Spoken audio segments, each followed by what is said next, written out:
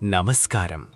ఈ అనంత విశ్వంలో ఆది అంతం లేని ఆ పరమేశ్వరుడి స్వరూపం ఏది? కోట్లాది భక్తులు అరుణాచలం అని పిలిచే ఆ పవిత్ర పర్వతం కేవలం రాళ్లగుట్ట కాదు, అది సాక్షాత్తు శివస్వరూపం. అది ఒకప్పుడు ఆకాశాన్నంటే అగ్నిస్తంభం.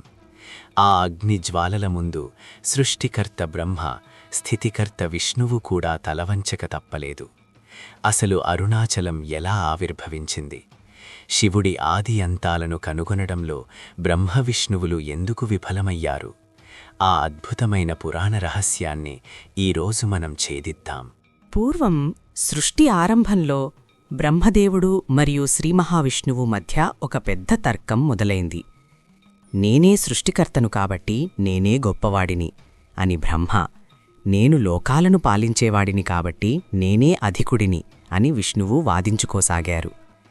ఈ అహంకారపూరిత వాదన కాస్త యుద్ధానికి దారితీసింది.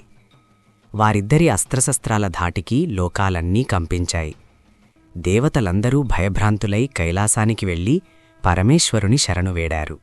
అప్పుడు ఆ ఇద్దరి అజ్ఞానాన్ని పోగొట్టడానికి పరమశివుడు ఒక మహాద్భుతమైన లీల చేశాడు. వారిద్దరి మధ్య ఒక భీకరమైన, కంటికి మిరుమిట్లు గొలిపే అగ్నిస్తంభం ఆవిర్భవించింది. దానికి మొదలు లేదు, తుది లేదు. అది పాతాళం నుండి బ్రహ్మాండం వరకు విస్తరించి ఉంది. ఆ జ్వాలాతోరణాన్ని చూసి బ్రహ్మవిష్ణువులు నిశ్చేష్టులయ్యారు. అప్పుడు ఆ అగ్ని నుండి ఒక అశరీరవాణి వినిపించింది.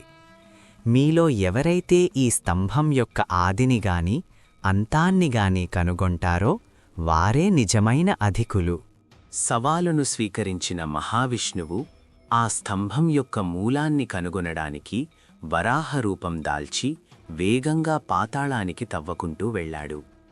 అటు బ్రహ్మదేవుడు ఆ స్తంభం యొక్క శిఖరాన్ని చూడడానికి హంసరూపం దాల్చి వాయువేగంతో ఆకాశమార్గాన పైకి ఎగిరాడు. యుగాలు గడుస్తున్నా విష్ణువు ఎంత లోతుకు వెళ్లినా ఆ అగ్నిస్తంభం యొక్క అడుగు కనిపించలేదు. బ్రహ్మ ఎంత పైకి ఎగిరినా దాని శిఖరం అందని ఎత్తులోనే ఉంది. శివుని అనంతతత్వాన్ని కొలవడం సాధ్యం కాదని విష్ణువుకు అర్థమైంది. కాని బ్రహ్మదేవుడు ఓటమిని అంగీకరించలేకపోయాడు.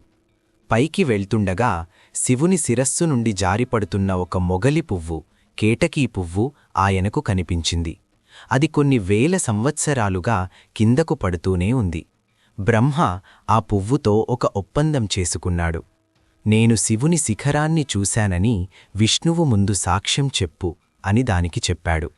ఆ పువ్వు దానికి అంగీకరించింది. కిందకు వచ్చిన బ్రహ్మ తాను శిఖరాన్ని చూశానని, దానికి ఈ మొగలి పువ్వే సాక్ష్యమని అసత్యం పలికాడు.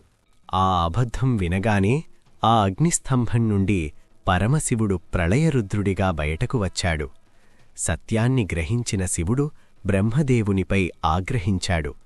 సృష్టికర్తవైన నీవు అసత్యం పలికావు కాబట్టి భూలోకంలో నీకు ఎక్కడా ఆలయాలుండవు, పూజలు జరగవు అని శపించాడు. అబద్ధానికి సాక్ష్యం చెప్పిన మొగలి పువ్వును తన పూజకు అనర్హమైనదిగా బహిష్కరించాడు. తన ఓటమిని అంగీకరించిన విష్ణువు యొక్క సత్యసంధతను మెచ్చి ఆయనకు తనతో సమానమైన గౌరవాన్ని ప్రసాదించాడు. తరువాత దేవతల ప్రార్థన మేరకు ఆ ప్రజ్వలిల్లిన అగ్నిస్తంభమే శాంతించి ఒక స్థిరమైన పర్వత రూపంలోకి మారింది. అదే ఈనాటి అరుణాచలం. అందుకే అరుణాచలగిరి ప్రదక్షిణ చేస్తే సాక్షాత్తు శివుణ్ణి చుట్టూ ప్రదక్షిణ చేసినట్లేనని పురాణాలు చెబుతున్నాయి.